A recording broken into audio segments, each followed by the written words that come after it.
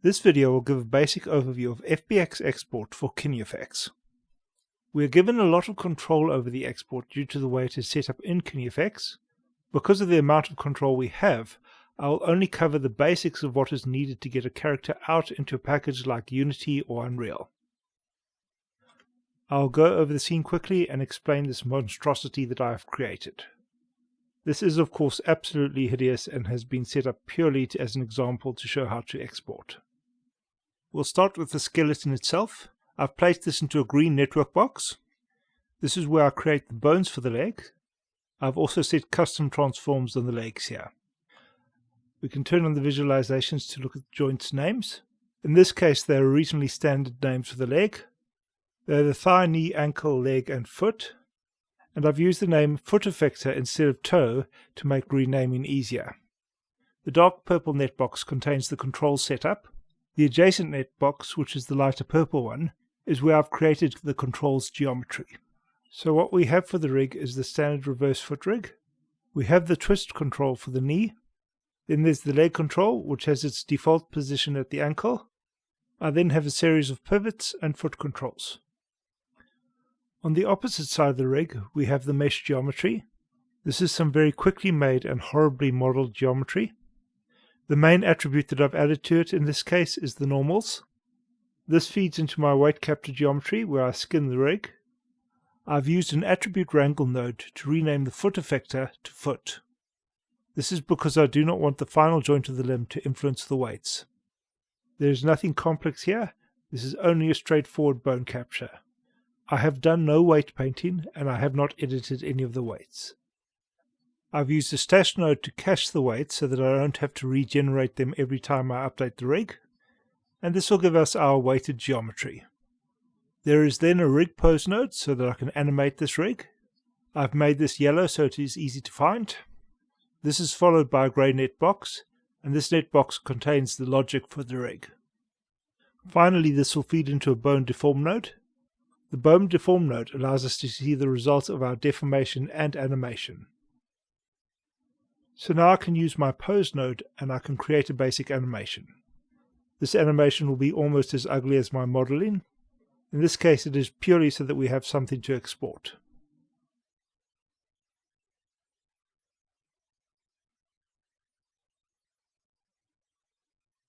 So I have something that could be called animation. It's ugly, it's quick, it's nasty, and I wasn't really paying attention to what I was doing, but it will give us something to export. What we want now is to be able to export this from Houdini and import it into another package of our choice. In my case, I want to be able to import it into Unity, and I've got a basic sandbox scene here which I'll be bringing it into. The format which I'll be exporting in is filmbox, which is more commonly referred to by its extension, FBX. KineFX gives us two nodes for exporting filmbox files. Both of these nodes reside under the KineFX menu. There will be a ROP FBX animation output and a ROP FBX character output.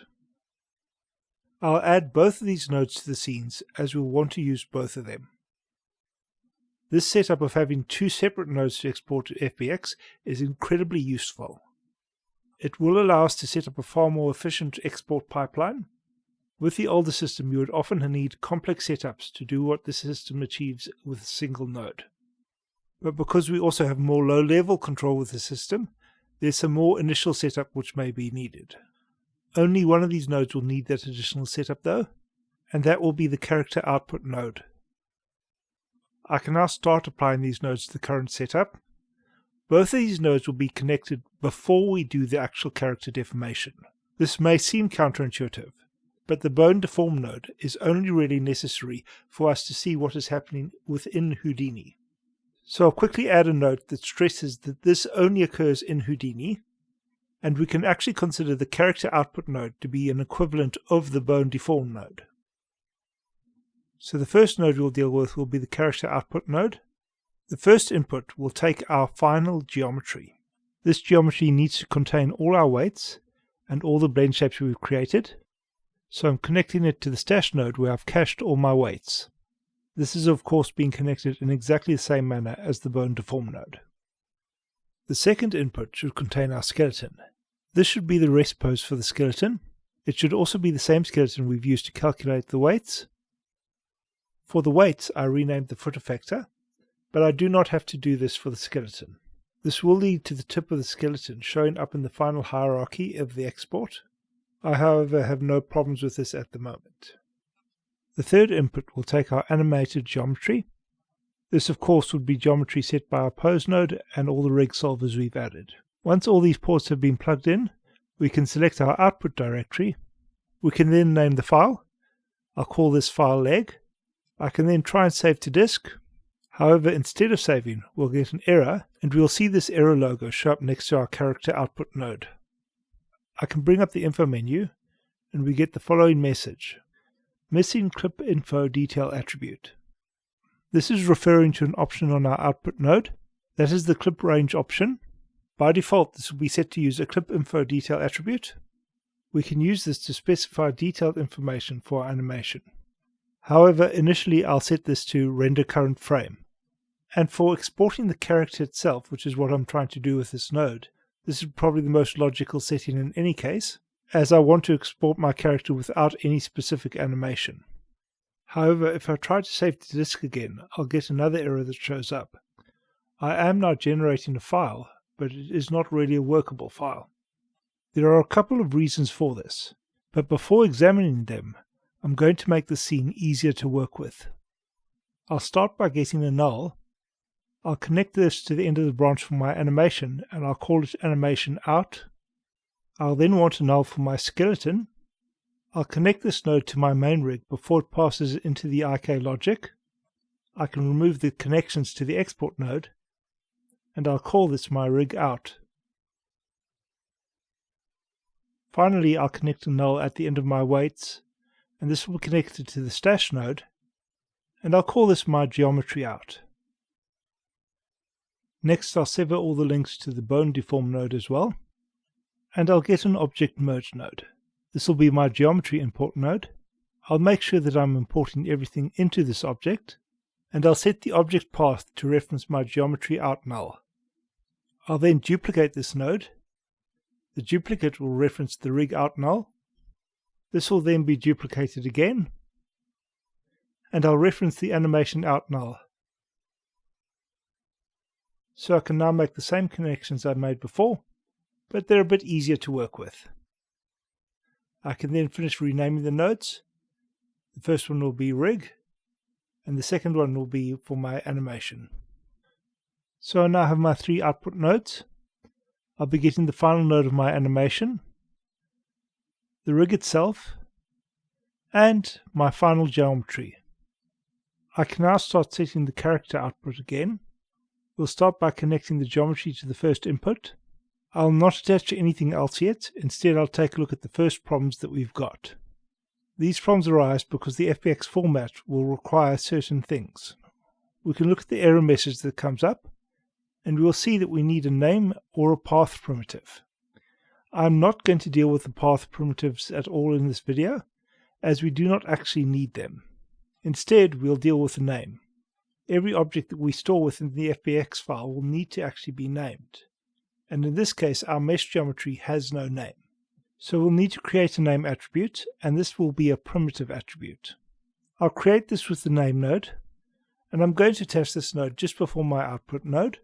This attribute, however, can be added at any time during the creation of the mesh itself. I'll give this mesh a name. In this case, I'll set it to leg. This should add the name attribute to each of the primitives.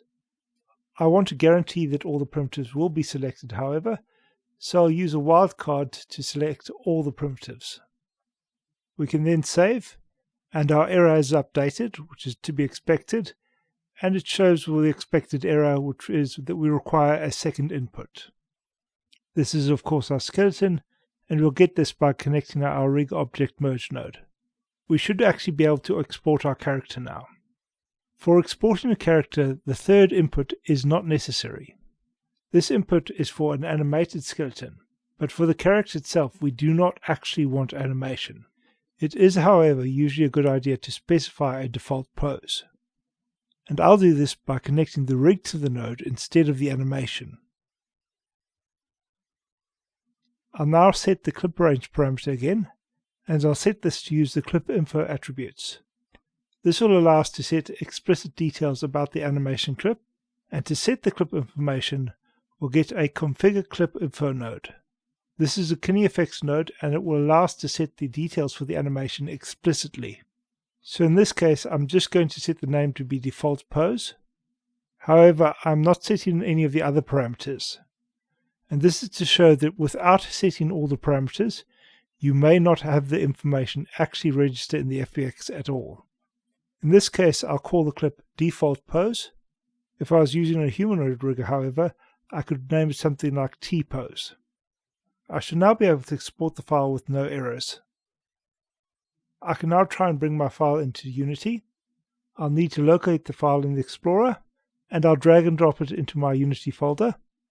The file is now imported, and I can drag it into my scene. I now have my model imported, and now I want to be able to get the animation for it. To do this, I'll return to Houdini. We can now specify the animation using the animation output node, and using this node is pretty straightforward. So there are two main ways we'll use this node.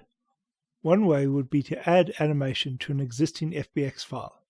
So in this case, I could import my leg FBX, and we could add the animation to that file. But the far cleaner way of working, and the way I would prefer, is to keep this node empty and purely export the animation.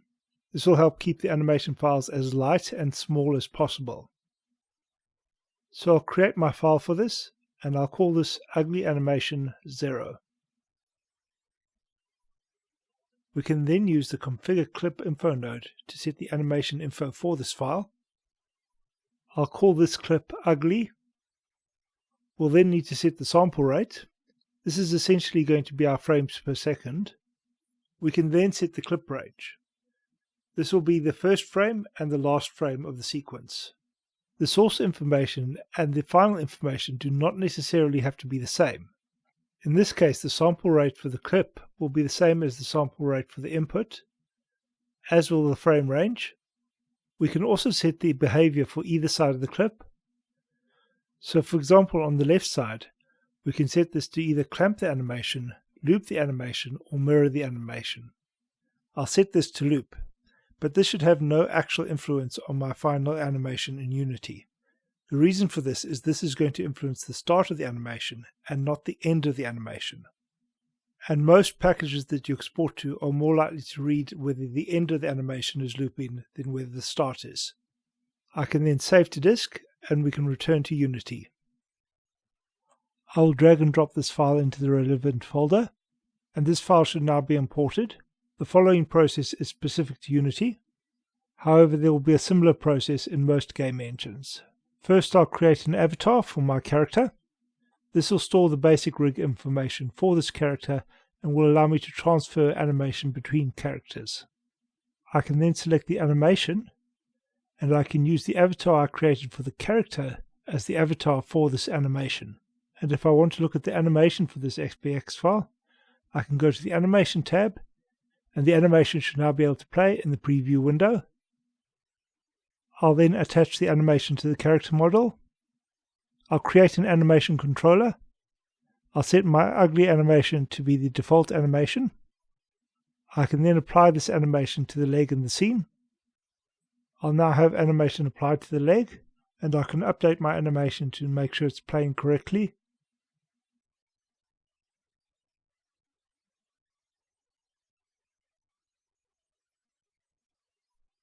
So I now have my animation playing, and I can take a look at some of the details I've set during the import. I can take a look at my leg as it appears in the scene. This is something I'll also see in my assets with the way the FBX is listed. We'll have the main file as a parent, and in this case it is called leg. This should have two children. The first one of these will be called leg. If I look at the information for this object itself, we'll see that it is a mesh and its name is leg. This object is why we need to rename primitives before we exported the rig. This is the name which was set in this name node. If I change the name here, for example if I was to call it leg geometry, and I was then to update the file in my assets directly, So in this case, I'll just overwrite the file. We should then have the asset in Unity update accordingly. The file has not currently updated because I'm in play mode. As soon as I exit play mode, the file updates. And we can see that the second item in the FBX file is now called leg geo and no longer called leg. After the leg geometry, we get the hierarchy. This is what is passed through the second input of the export node. And in this case, the hierarchy will be representing all the joints of the leg. So back in Houdini, this connection over here is what is creating that joint hierarchy. Next, we'll have the configure clip info node. In this case, the clip information is not being registered properly. As I stated earlier, it will not register properly if we only set the name. In Unity, we'll see that the character has a clip, but this clip is called clip 0. For our animation export, however, we have added most of the clip information. In this case, it has registered the information correctly from the animation node, and the clip's name is the same as what I set up in the configure clip info node. I now have the basic export for my character in KineFX. There are a lot of advantages in the setup which are very difficult to show. For example, I'm able to export my rig without having to create a shadow rig. The shadow rig would usually be needed in order to have the correct hierarchy for a game engine. I'm also able to export animation with no extraneous information, and I'm able to do this directly from the animation itself. This is also done with no need for a shadow rig, which allows for a cleaner, simpler export process.